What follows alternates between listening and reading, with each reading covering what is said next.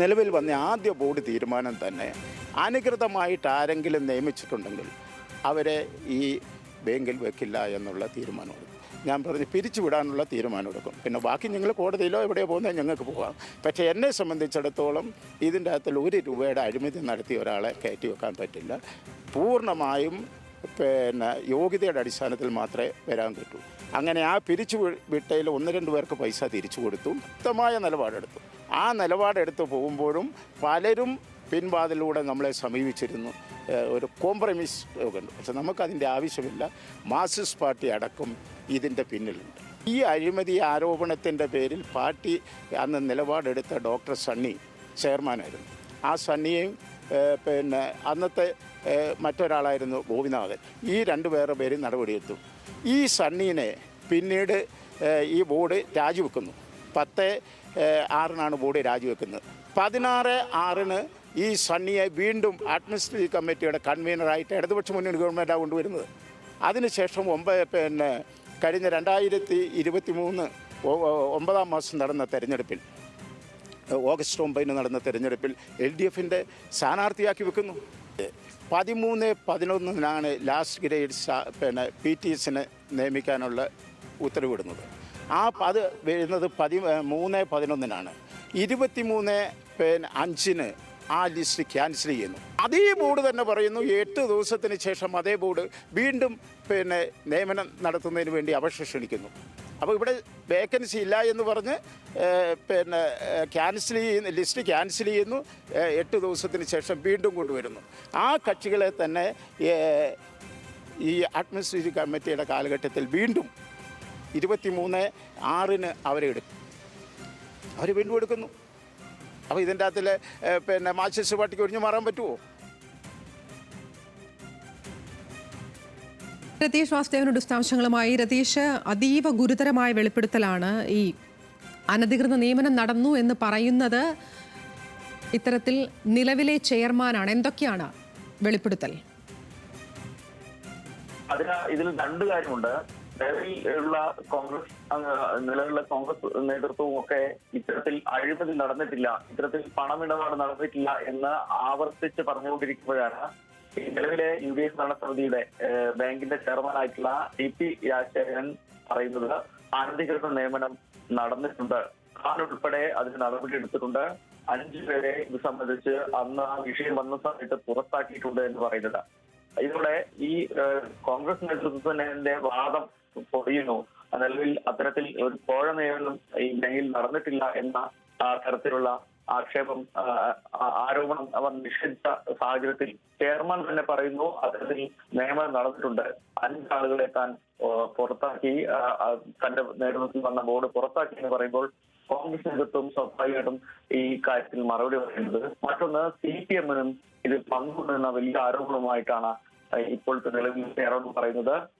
CPM-ഉം ചില നേതാക്കളും തമ്മിൽ, ചില കോൺഗ്രസ് നേതാക്കളും തമ്മിൽ ചില തരത്തിലുള്ള കൂട്ടുകെട്ടുണ്ടെന്ന ആരോപണം ശക്തമായ സാഹചര്യത്തിലാണ് ഇത്തരത്തിൽ നിലവിലുള്ള ബാങ്ക് ചെയർമാൻ തന്നെ ഇങ്ങനെ ഇടപാടുകൾ ഉണ്ടായിട്ടുണ്ട്. CPM-ന് വേണ്ടപ്പെട്ട ആളുകൾ ഇതിൽ നിയമനം നേടിയിട്ടുണ്ടെന്ന ആരോപണമായി വരുന്നത്. മാത്രമല്ല 2019 KPCC നിയോഗിച്ച അർബൻ ബാങ്ക് നിയമന കോഴ അഴിമതി അന്വേഷിച്ച 3-അംഗ കമ്മീഷനിലെ ഒരാളുകൂടിയായിരുന്നു TP രാജശേഖരൻ എന്ന പ്രത്യേകതയുമുണ്ട്. അദ്ദേഹം തന്നെയാണ് ഇപ്പോൾ ഇങ്ങനെ ഒരു ആക്ഷേപവുമായി വന്നിട്ടുള്ളത്. അതുകൊണ്ട് തന്നെ ഈ റാങ്ക് ലിസ്റ്റുകൾ ഉണ്ടാക്കുകയും ക്യാൻസൽ ചെയ്യുകയും ചെയ്തുകൊണ്ട് പുതിയ ആളുകളെ കണ്ടെത്തി അനധികൃത നിയമനം നടത്തി സഹകരണമാക്കിയ പോലെ തന്നെ പണം വാങ്ങുന്ന ഒരു സംവിധാനം ബത്തേരിയിലുണ്ട്. ബത്തേരി അർബൻ ബാങ്കിൽ പ്രവർത്തിച്ചിരുന്നു എന്ന നേരിട്ട ഒരു തെളിവാണ്, നേരിട്ട ഒരു തുറന്നു പറച്ചിലാണ് നിലവിലുള്ള UDFിന്റെ ബാങ്ക് ചെയർമാൻ DCC സെക്രട്ടറി കൂടിയായിട്ടുള്ള TP രാജശേഖരൻ പറയുന്നത് എന്നത് വളരെ പ്രസക്തമാണ്. ഇത് സ്വാഭാവികമായിട്ടും കോൺഗ്രസ് തന്നെ അധികത്തിൽ മറുപടി പറയേണ്ടി വരും. മറ്റൊന്ന്, രാഷ്ട്രീയമായിട്ട് CPM-ഉം ഇതിനെ പ്രതിരോധിക്കേണ്ടി വരും. കാരണം CPM ഈ വിഷയത്തിൽ വലിയ പ്രതിഷേധവും സമരവുമായി മുന്നോട്ട് പോവുകയാണ്. അർബൻ ബാങ്കിലെ അഴിമതി നിയമനം വിഷയത്തിലാണ് NM വിജയനും മകനും ബലിയായത് എന്ന ആരോപണം ഉന്നയിച്ചുകൊണ്ടാണ് അവർ രംഗത്ത് വന്നത്.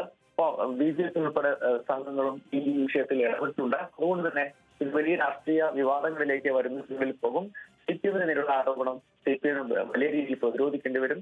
കോൺഗ്രസിന് ഇത്തരത്തിൽ ഈ ബാങ്കിൽ അഴിമതിയോ മറ്റും നടന്നിട്ടില്ല, ആ രീതിയില്ല എന്ന് പറയുമ്പോൾ ബാങ്ക് ചെയർമാൻ തന്നെ അഴിമതി നടന്നിട്ടുണ്ട്, കൃത്യമായി താൻ ഉൾപ്പെടുമ്പോൾ 5 പേരെ പുറത്താക്കിയെന്ന് പറയുമ്പോൾ അതിനെ വിശദീകരിക്കാൻ കോൺഗ്രസ് നേതൃത്വവും മെനക്കെടേണ്ടി വരും, പ്രതിരോധത്തിലാവും എന്നത് ഉറപ്പാണ്. ആതിര, അതുതന്നെയാണ് ഈ ബാങ്ക് നിയമനത്തിൽ വലിയ മാഫിയ പ്രവർത്തിക്കുന്നുണ്ട് എന്നുള്ളതാണ്. ഈ നിലവിലെ ബാങ്ക് ചെയർമാൻ തന്നെ ഇത്തരത്തിൽ ഗുരുതരമായൊരു വെളിപ്പെടുത്തൽ നടത്തുമ്പോൾ ഇതിനെ എങ്ങനെ രാഷ്ട്രീയമായി ഈ പാർട്ടികൾ നേരിടും എന്നൊക്കെയുള്ളതാണ് വലിയ വിഷയമാകാൻ പോകുന്നത് വരും ദിവസങ്ങളിൽ. എനിക്ക് തോന്നുന്നു ഇതോടൊപ്പം തന്നെ പറഞ്ഞത് പല CPM നേതാക്കളും മക്കളും ബന്ധുക്കളും അനധികൃതമായി ജോലി നേടിയിട്ടുണ്ട് എന്നൊക്കെയുള്ളതാണ് ഈ രാജശേഖരൻ വെളിപ്പെടുത്തുന്ന കാര്യങ്ങൾ. ഇതെങ്ങനെയാണ് ഈ രാഷ്ട്രീയമായി ഇതിനെ എങ്ങനെ പ്രതിരോധിക്കും രതീഷ്? CPM-നെ സംബന്ധിച്ച് വലിയ തരത്തിൽ പ്രതിരോധം നേരിടേണ്ടി വന്ന ആക്ഷേപമാണ് DP രാജശേഖരൻ ഉൾപ്പെടെയുള്ളവർ ചെയർമാൻ ഇപ്പോൾ ഉന്നയിച്ചിട്ടുള്ളത്. ഇത് ഒരുപക്ഷെ കോൺഗ്രസിന്റെ തന്നെ ഒരു തന്ത്രമായി തന്നെയാണ് CPM നേതൃത്വത്തിൽ പറയുന്നത്. കാരണം കോൺഗ്രസ് വലിയ പ്രതിരോധത്തിലായ ഘട്ടത്തിൽ ഇതിനെ തടയിടാൻ വേണ്ടിയാണ് ഇത്തരത്തിൽ ഒരു ആക്ഷേപമായിട്ട് ഇത്തരത്തിലൊരു വിശദീകരണമായി DP രാജശേഖരൻ വരുന്നത്. ഇതിനു മുമ്പ് ഒരു ഘട്ടത്തിലും ഇത്തരത്തിൽ ഒരു തുറന്നു പറച്ചിലിന് അദ്ദേഹം തയ്യാറായിരുന്നില്ല. NM വിജയന്റെ മരണം ഉൾപ്പെടെയുള്ള സാഹചര്യത്തിൽ ഇത്തരത്തിലൊരു സാഹചര്യം ഉണ്ടായിട്ടുണ്ട്. അത് കോൺഗ്രസ് നേതൃത്വത്തിലുള്ള ബാങ്ക് ഭരണസമിതി അങ്ങനെ നടപടി എടുത്തിരുന്നു എന്ന ഒരു വിശദീകരണവുമായി DP രാജശേഖരൻ വന്നില്ല.